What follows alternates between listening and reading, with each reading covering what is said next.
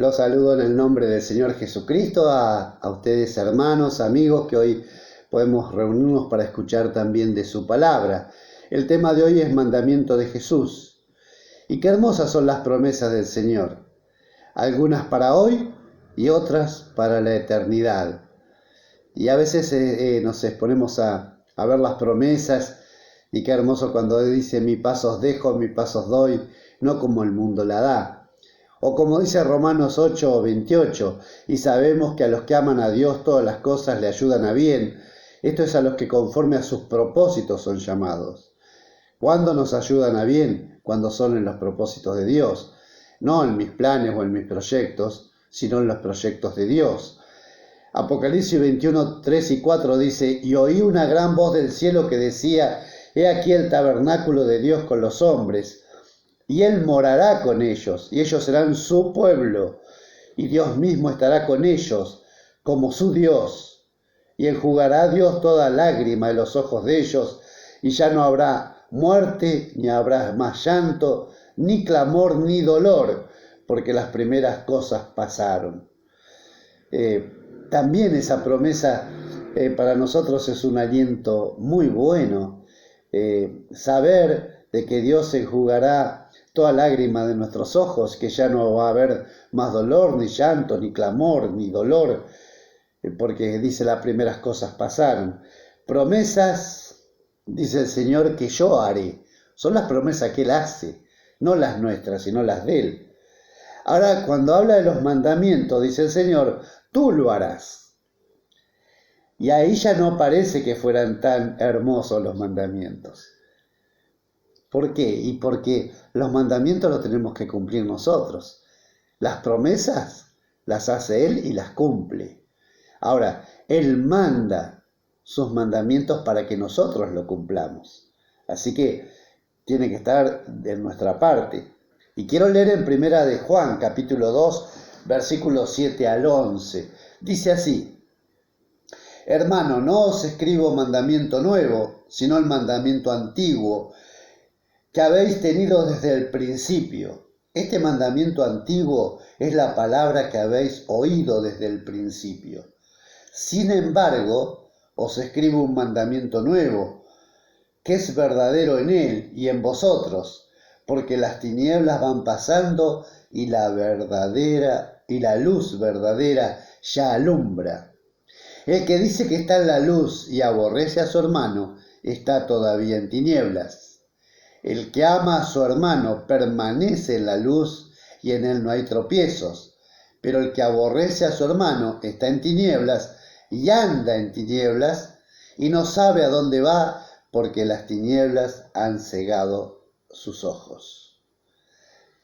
Este es un mandamiento del Señor. Esto es lo que Él dice que nosotros debemos hacer. O sea, para un hijo de Dios, amar a su hermano no es una exhortación o un consejo de Dios, o fíjate si podés, cuando vos puedas, cuando vos quieras. No, es un mandamiento de Él. El que dice que está en la luz y aborrece a su hermano, dice el Señor Jesús, está en tinieblas. Y ahí nos podemos hacer una pregunta. ¿Hay algún hermano a quien tú aborreces? Y nos podríamos preguntar, ¿qué es aborrecer? ¿Es odiar? No es odiar. Es tener en menos, no apreciar o poner en segundo plano a alguien. Entonces, ¿hay alguien de quien dices: a este sí que no lo paso? ¿Te pasó alguna vez? ¿O te pasa ahora? Diciendo: sí, pero este no lo paso. Pues eso es aborrecer. Entonces dice Dios que todavía estamos viviendo en tinieblas, que todavía no estamos en luz, y estamos aborreciendo si tenemos a alguien por menos, no dándole la importancia que Dios le está dando. Entonces, dice Dios, estás todavía en tinieblas.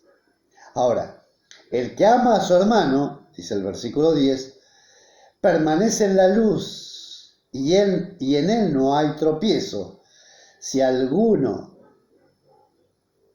persona viene como un toro, vieron, con todo su furor, enojado, si viene enfurecido sobre nosotros, si viene enfurecido contra ti, podrás poner paz o podrás poner tu mejilla, pero de alguna manera Dios te va a dar la salida, porque amás a tu hermano. Así que el que permanece en la luz, en él no hay tropiezo.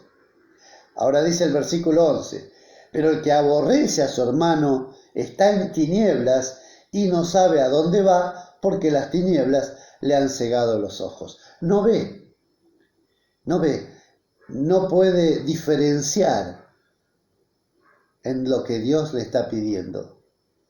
Entonces, dice la palabra de Dios, está en tinieblas.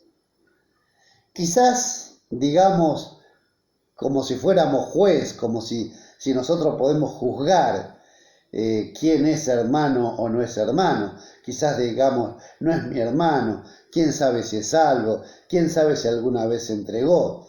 Entonces podríamos decir, ¿qué somos, el juez? ¿Podemos decir, este es salvo o no salvo? ¿O eso es obra de Dios? Entonces, si no es tu hermano, ¿quién es? Por lo menos es tu prójimo. Pues Cristo dijo, amarás a tu prójimo como a ti mismo. Es mi prójimo. Entonces, no podemos dejar de amar, porque es mi prójimo. Y uno dice, no, tampoco es mi prójimo. Entonces, ¿quién es si no es tu prójimo? ¿Es tu enemigo? Cristo dice, amarás a tus enemigos. De modo que nosotros, como hijos de Dios, no tenemos escapatoria. Si es tu hermano, tenés que amarlo. Si es tu prójimo, ama a tu prójimo como a ti mismo. Y si es tu enemigo, también, dice la palabra de Dios, debes amarlo. Por eso las promesas son hermosas.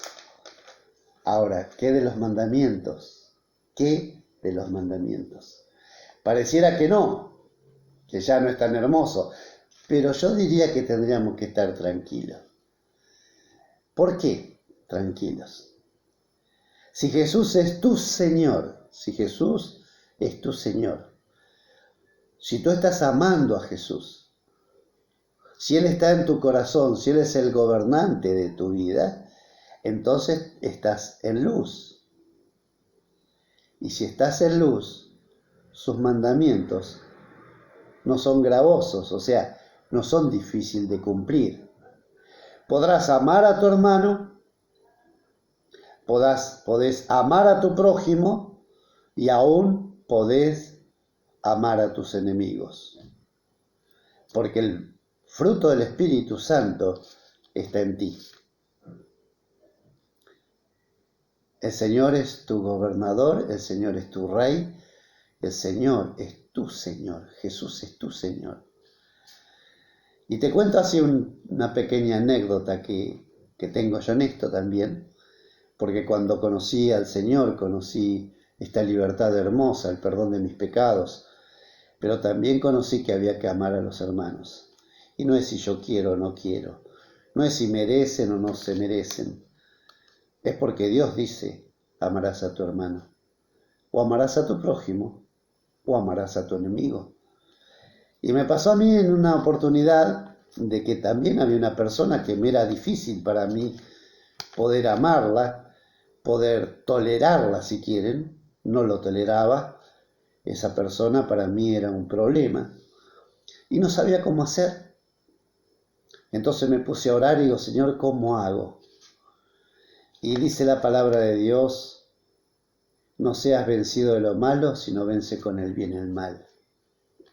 Y es un mandamiento, es algo que tengo que hacer, no es si quiero o no quiero. Y entonces me puse a orar y dije, bueno, Señor, voy a cumplir tu palabra. Y cuando uno dice, voy a amar, Pareciera que uno empieza a amar o quiere, hace las cosas para amar. Y lo invité a esta persona a almorzar, lo invité a que venga a casa y empecé a agasajarlo, a darle lo mejor que tenía en casa, junto con mi familia, y a tratarlo de la mejor manera, como Cristo quería. Cuando menos me di cuenta, lo estaba amando. No si sentía o no, si se lo merecía o no, sino lo que el Señor decía. Y pude amarlo. Y gracias a Dios, hoy es un gran hermano, un gran amigo de mi persona. ¿Por qué? Porque obedecía al Señor, nada más. No era que yo lo sentía en ese momento.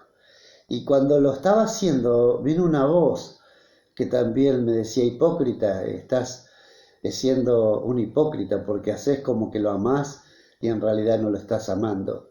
Y era el diablo. En realidad, él quería quitarme ese gozo o esa obediencia a Jesucristo. Y lo que pude decir de alguna manera, ¿no? Es, no soy hipócrita, sino que estoy obedeciendo a mi Señor. Y ese Señor es Jesús.